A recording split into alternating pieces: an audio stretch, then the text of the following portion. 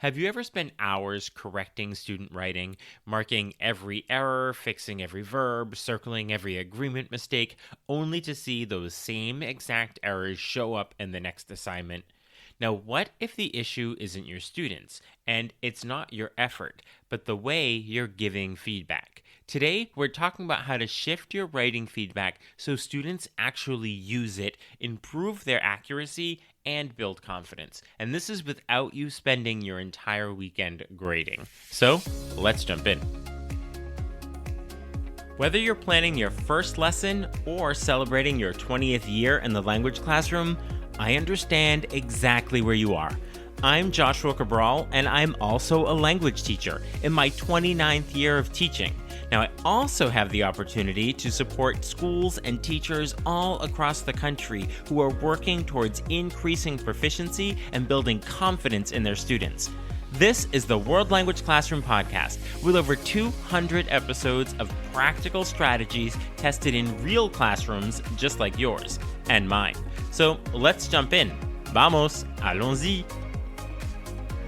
Hello, my friends. Bonjour, mes amis. Hola, mis amigos. Welcome to the World Language Classroom Podcast. I am Joshua Cabral, and thank you, as always, for finding the time each week to hang out with me here on the podcast. It's just one of the many things I'm absolutely sure that you do that makes you an incredibly dedicated and effective teacher. So thank you so much for being here with me today. We're going to talk about giving our students feedback. This can sometimes be a really time-consuming thing that we do, particularly writing feedback. That's our focus for today. It's not oral corrective feedback when students are speaking. We're going to look very specifically at giving students feedback on their writing and feedback that is actually effective, which means they are going to do something with it. So just let me start by seeing if you have actually had this type of experience. So we'll start with something that might feel maybe just a little too real for you. So you have a stack of writing that all of your students have handed in, and you're happy and proud of the fact that they've been able to produce this much. Maybe you have a cup of tea, coffee, whatever that is, and then you start correcting. Maybe you're at your desk at school, wherever this is, you just get to task on this pile of writing that students just handed into you. You start looking at all those verb endings, you start circling them, maybe you have some way of telling students that they need to go back and change it. But then you start looking at those agreements on those adjectives or maybe those verb ending agreements. And then there's the word choice. Is this the correct vocabulary? Then if your language also has accents, you start looking at those. Are they the correct accents? Are they in the right place? And then there's sentence structure. Is there one clause? Is two clauses? What is that? So you're doing this with all of your writing, and you're doing it regularly, or at least that's what you've been told you should do, because that's the right way to provide feedback, to look at all of those things at once. So you do that. You spend the time on it.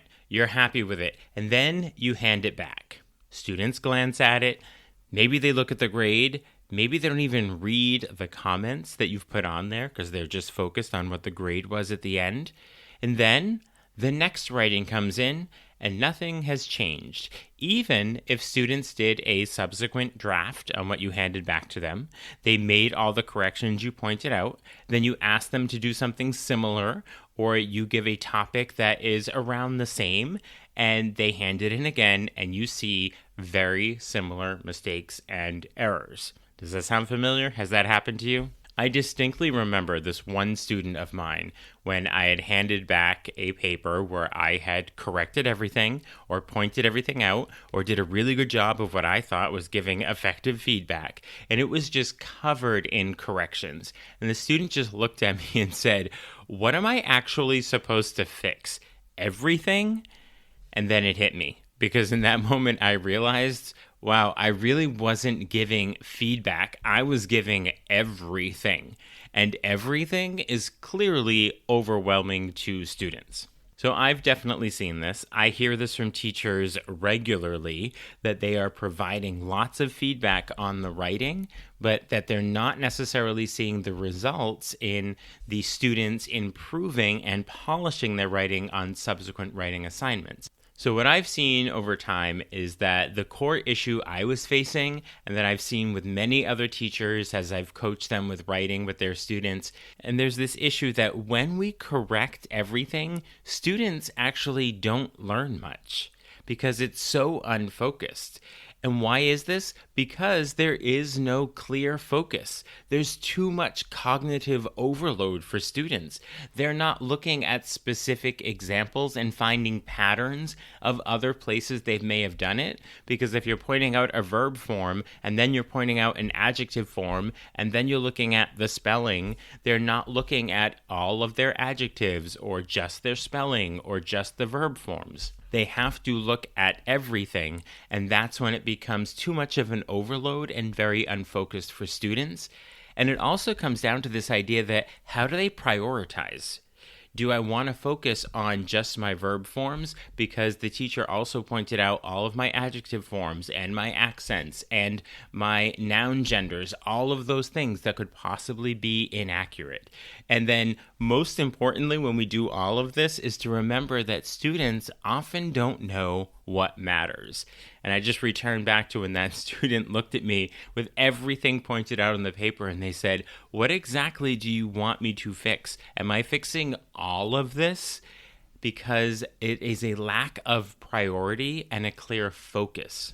So a lot of this for me started to shift when I was looking at the work of Gianfranco Conti and also the Collins writing program. Now, the work of Gianfranco Conti, I had come across sort of on the internet. I had seen him in Facebook groups and on Twitter at the time, now X, and in different places. I see him on YouTube and talking a lot about how he goes about teaching language.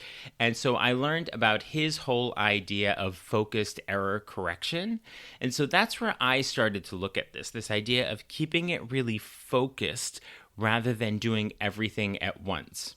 So I have adapted a bit the way he goes about it and the way he explains it, but I now look at it based on the work of Gianfranco Conti and looking at this idea of choosing 2 or 3 error types and only correcting those, where you make the choice at the beginning of a 2-week unit, at the beginning of a semester, whatever that looks like for you, and you say, in this unit, we are focusing on adjective agreement. Or maybe you have 2 or 3 other things that you're specifically looking at. So in this unit, we're focusing a lot on past tense. So we are looking at past tense verb forms. So in all of their writing, I'm specifically only going to be giving feedback on past tense writing, or only on adjective agreement, or we're going to look at adjective agreement and noun genders. But those are the only focus areas that you go into at the beginning of this unit. And so therefore, when you give writing prompts to students, they are going to write in a way where they are producing a lot of nouns, where they have to use the articles to show the noun gender. Now, you decide this before going into it, whether or not you're telling students that. Maybe you do announce that this is going to be our focus of writing, or maybe you just don't, and you just make sure that your writing prompts elicit that in students, that they are going to be using that focus structure that is going to be your focused error correction. And that's how you keep yourself focused on it. Now, when you're actually providing feedback, you're only focusing on those areas. That doesn't mean that everything else is accurate and correct, but for the purposes of this unit, we are focusing on these structures. And that is for you as the teacher. It keeps it manageable, and students know in all of their writing that you're mostly going to just be focusing on adjective agreement or that particular verb form, whatever that might be. So essentially you're deciding, this is what I'm correcting this week, or this is where I'm providing feedback this week, this particular structure. Now when you grade, you ignore the other errors and mistakes. Yes, really, you're ignoring them. You're not saying that they're correct, you're just not addressing them. You're only marking those specific areas that you have determined in advance. Those 1, 2, maybe 3 areas. So when you do this, what do you think happens? Well, I will tell you that students, actually notice the patterns. They actually revise in a way where they are focused and they're only specifically revising those areas. And then they actually improve because they know this is the ongoing focus of their writing, whether that's throughout the semester or whether that's during that particular unit, because now the task is manageable for them and you as the teacher. So that's an approach to writing feedback that is based on Gianfranco Conti's focused error correction. And then another way to address this writing feedback in a really manageable way and quite effective way is to use some of the frameworks from the Collins writing program. Now, my school engages in using the Collins writing program across all subjects. And when this was first introduced to us, it was brought in by an administrator in our school who was a former English teacher, and he had used this program and really saw it as incredibly effective and wanted to bring it to our school. He was a newer administrator in our school, so having had success with it, he wanted to bring it to us. And on the very first day, we had professional development on how to do this, and it was a person from the Collins writing program who came in, and she first just asked, what is everyone concerned with? Let's get all your questions out of the way before we even learn how to do this. And immediately, science teachers were asking, is this just something for English language art? Will this just be applicable to writing in history classes and social studies and in English classes? And then I asked, is this going to be useful for world language programs? Is this a writing approach that is specific to English because of English teachers using it? Or is this something that we can use in any subject and in any language? And she immediately just put that all to rest and said, this isn't about writing in English, it's about writing in general. And I will tell you, now that I have done all the training on Collins writing and I'm using it in my classroom with my language students, with my French students, with my Spanish students, I will tell you it is incredibly effective. And you will see parts of the Collins writing program and a lot of what I talk about when I talk about how to do writing with students. So if you've listened to my podcast or read my blog posts on doing short writing with students to get them comfortable with writing, that's part of the Collins writing program. And this next step that I'm going to talk about is really effective and not all that different from Gianfranco Conti's way of looking at writing, but it's a little more focused, and it's why I find it particularly effective. And so I see it as taking it a step further. So here you define your 1, 2, or 3 focus areas, no more than that, before students write, and then that's all you assess. So that's very similar to the Gianfranco Conti way of looking at it. You're only looking at specific areas. But here, students are well aware of what it is. So if you give them a writing prompt where you say, describe your weekend, then you tell them, I'm specifically looking at this, and you call this your focus correction area. Sometimes they call it your focus competency area. Gianfranco Conti refers to this as your focused error correction. However you want to look at it, it is that 1 or maybe 2 or 3 areas, specific structures that you are looking at in this writing. But here's where it goes a step further, is that you tell students what it is. They know exactly that that's what they are being graded on, they're getting their feedback on. And when students are done writing, they then mark those particular areas, they highlight it, they underline it, so that helps them to go back and look at those very specific focused areas before they even hand it in. And what I find is during that particular process, when students go through and say the idea was past tense verb forms, they highlight or underline or circle all of those past tense verb forms. A lot of times they will notice their inaccuracies and correct them on their own before they even hand it in to you. So I have found this particular extra step where students are being proactive and really part of the process, that helps them to actually self-correct. And that's because it is so focused. And so when you get the writing, you can immediately just look at what they highlighted. Just look at what they circled or underlined, however you have students point out that particular structure. Then that's all you're looking at when you're grading. Now, then you hand it back and you're just giving feedback on those specific areas. And what I find is because students are being cognizant and aware before they even hand it in, they self-correct so much. Now, just like when we talked about Gianfranco Conti's approach, when you hand it back to students, remind them that we are just looking at these structures. That doesn't mean that everything else is correct and accurate. It's just that we're only looking at these structures. So it keeps students very engaged in their writing, and it makes grading and providing feedback for the teacher very quick and rather easy. Now, I often get the question from teachers now, they'll say, that's all well and good, but what about all the other areas on there? So then you can do subsequent drafts of it. So you can say, okay, you've made these corrections, or maybe the feedback is they're all correct because students actually self-corrected as they were pointing them out, those particular features, that structure that was your focus area. And now you're doing a second draft and you'll say, okay, you're going to use the same draft. Now I just want you to go through and highlight your adjective endings. That's all you're looking at. And then you get it, you provide the feedback on just the adjective endings. So you could use one piece of writing to do this process 2 or 3 times, but the idea is to do them separately.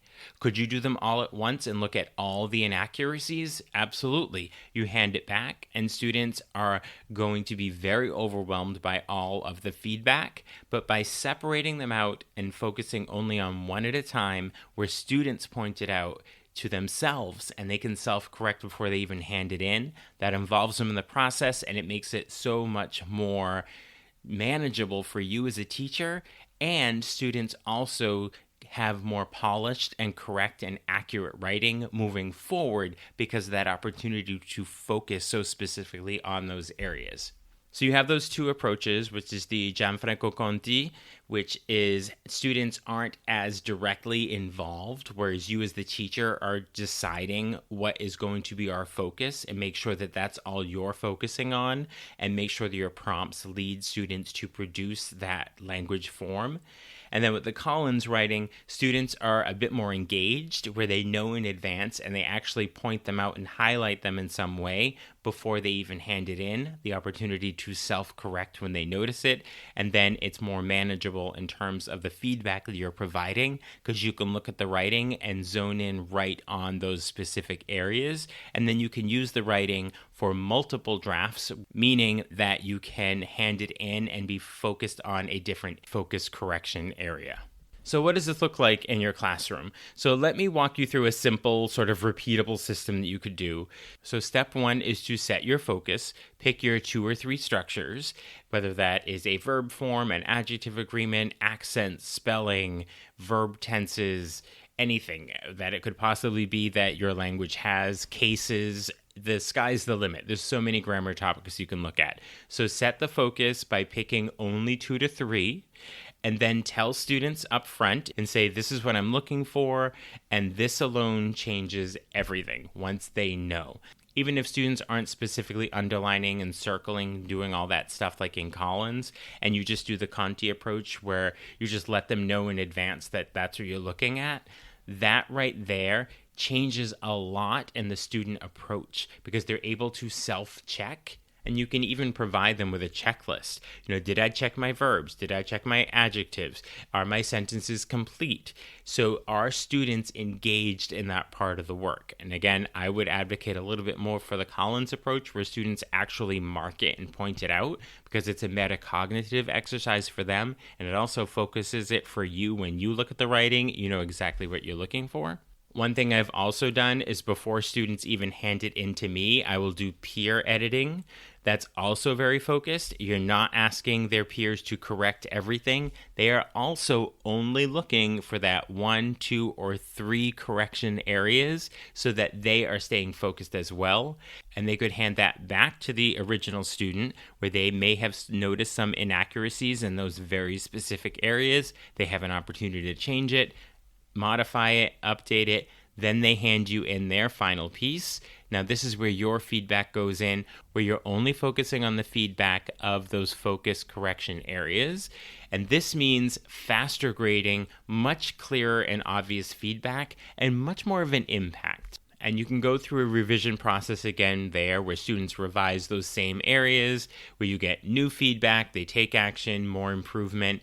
But as we were saying at the very beginning, is that when you correct everything, that students are often just quite overwhelmed because they just don't know exactly what to focus on. There isn't a clear focus. It's that cognitive load going on, and they can't recognize specific patterns, and they don't know what to prioritize when there's so much. So by looking at it in these focus correction areas, this is what's going to help them to really polish their writing because it is more focused and they know what to prioritize. So if you try this out, you will notice that students actually read your feedback.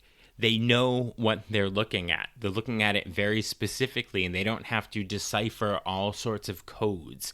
And they know exactly what to address or fix, and they improve in that very targeted area. You'll spend less time on it. And I'm not saying that we shouldn't be spending copious amounts of time providing feedback for students. Feedback is so important, but it's about useful feedback. Are you spending a lot of time providing feedback that's not exactly useful for students, where it is supporting them in actually improving their writing? Now, here's the big one. Writing, when you're doing this, starts to feel really doable for students. And they see that when they engage in it, that their writing is actually improving. And so you connect this to the bigger picture of writing. So this connects directly to something I talk a lot about that I referenced earlier, that writing doesn't necessarily have to be one big overwhelming event, but make it frequent and purposeful and supported. And that goes back to the Collins writing as well, where that short writing gets them in this place where they're comfortable and confident with writing. And then you can move on to this second form where you're addressing these specific areas in their writing. So if you're one of those teachers who has spent a lot of time on providing feedback on written work, and you've sat with a little bit of frustration because of what students are able to do with it actually, or trying to figure out exactly what should be corrected and what should be pointed out. So if you're sitting with all that and you're thinking that, what I'm putting out here right now just really makes sense, and you want to build this into the routine in your classroom, and it would be useful to have just a little bit more support as you put this in your classroom beyond just what I talked about on the episode, I will point you to one of my quick win courses, which is called Quick and Effective Writing Feedback. So in this 30-minute course, I walk you specifically through how to provide focused writing feedback by targeting a single or maybe two areas for improvement using the Conti approach, or to design writing tasks with a clear, pre-identified focus that students attend to specifically in their writing. That's more of the Collins approach. And whether you opt for one of these approaches or a mix of both, or use both simultaneously, I will show you how to guide students to use feedback to improve communication through structured revision in that whole process. And all of my quick win courses are designed to be simple, practical, and ready for tomorrow. So you'll get an audio lesson that you can listen to anywhere, a very specific note sheet to guide you through all of the ideas, real classroom examples at multiple proficiency levels, and then a planning template that you can reuse. And at the end, you can get a personalized certificate of completion for your PD hours, and I will provide you with very specific feedback on a lesson plan that you submit. So the link to get this Quick Win PD course is in the show notes, or you can get it on my website at wlclassroom.com/quick writing feedback. So wlclassroom.com/quick writing feedback. So hopefully you're feeling that you don't need to be grading more. You don't have to be doing more grading. You need a more efficient and effective system for providing feedback on writing. So let's bring this all back to one really important idea. You don't need to correct everything. And in fact, you should not be correcting everything and providing feedback on everything, because that's very overwhelming for students. You just need to correct what matters most right now for that specific writing that you're doing. Because when feedback is really focused, students understand it and then they'll use it and they will in fact improve. And you, as the teacher, you're not going to spend lots and lots of time providing writing feedback that isn't actually useful, and this will be quicker and a lot easier for you as well.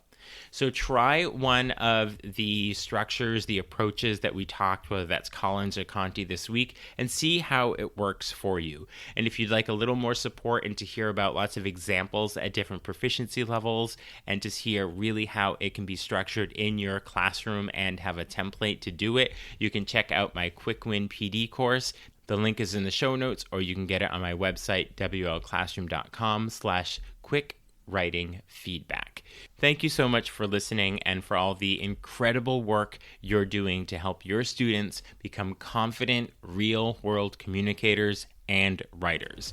If you want more ideas to bring proficiency-focused strategies into your teaching, you'll find options for you and your school in the show notes and on my website. I will talk to you soon. Bye for now. Thank you for listening. Be sure to follow or subscribe so you don't miss a single episode. And let's stay connected on social media. You can find me at WL Classroom pretty much everywhere. You'll also find lots of ideas, suggestions, and resources on my website, wlclassroom.com. Now stay curious, keep learning, and continue the great work you do inspiring and supporting your students.